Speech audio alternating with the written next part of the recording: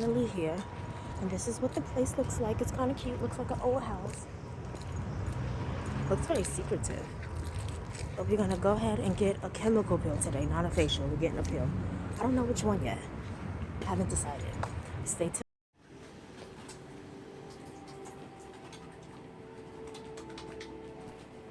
What I did notice is that not many women of color get chemical peels because it's so high. Right, and you do have to be careful with darker skin, but there's plenty of peels that you can do, and you can always work up to stronger peels.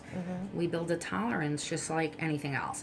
So you start lower, and then you build up to a higher peel. A TCA is way, way, way too strong to start with. But a nice light glycolic is going to give you a great exfoliation, and it really tests the way your skin can handle a chemical peel, and then you go from there.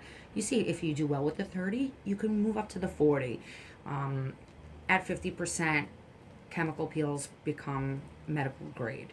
At a 50% glycolic, they are now medical grade, which I can do medical grade peels because I share this space with a plastic surgeon who is my medical director. So I can do peels that a nurse or doctor or a dermatologist can do because I have that medical director here. And where are you located? We are here in Hewlett, New York, in a fabulous colonial home with Dr. Zachary E. Garrett's Aesthetic Center. He's a top plastic surgeon and was a first responder, and he's been awarded several times throughout the years as a top cosmetic surgeon. So we're here with no slouches, so you know. And you did mention there are different types of peels that African Americans can do. Absolutely. What are those peels? There are actually several different types of peels. There are 7 different types of acids that you can use that are nice and light and low, including fruit acids. If you think about, pumpkin has enzymes in it that help slough off dead skin cells. So there are pumpkin peels. I have a cherry glycolic brightening peel that has actual real cherry pieces in it. Oh, that's nice. And it's totally safe for all skin types. I also have a banana pineapple enzyme peel that's excellent for all skin types that anybody could do. And then you have the acids, the salicylic, the lactic, the glycolics, and there are all different levels. Lactic is the lightest, then it's salicylic, then it's glycolic. So you can really move up from there. But salicylic acid is found in many products for acne. That's the main acid that's going to help fight acne. Salicylic and benzoyl peroxide. That also helps. It's a little bit drying.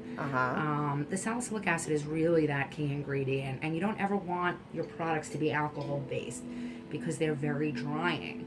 And if you over-dry skin that's oily, actually what happens is you start to produce more oil for lost oil, and the skin is confused and it starts to generate more oil, and so it has an adverse effect at the end of the day.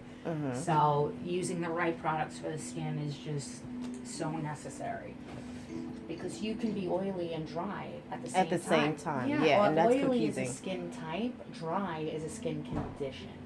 So you have to treat the skin as such, and sometimes people do have to use different products on different parts of their skin if they're very oily in the T-zone but dry everywhere else. Yes. So you really have to treat your issues.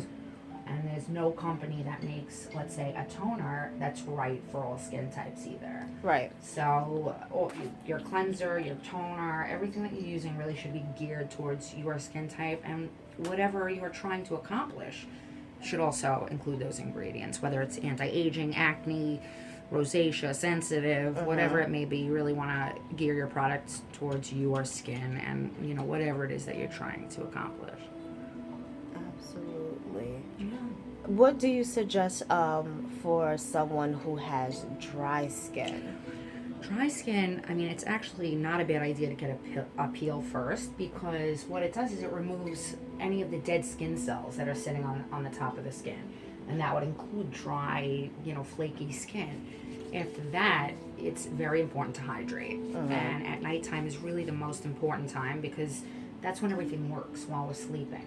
You see, you never see a pimple form during the day. Right. You see it happen when you wake up. So everything really works while we're sleeping, and so you really want to hydrate at night. Is the most important time to be hydrating. Moisturize with a heavy moisturizer. It shouldn't be the same moisturizer you're using for daytime. Shouldn't be your nighttime moisturizer. Your daytime moisturizer should have an SPF in it. It should be lighter. Your nighttime moisturizer should be thicker. And don't be afraid to pack on the product at night, because that's when everything works, is while we're sleeping. When they say use a dime size, so you're suggesting not using a dime size, a little bit bigger than a dime? It's all different. It's,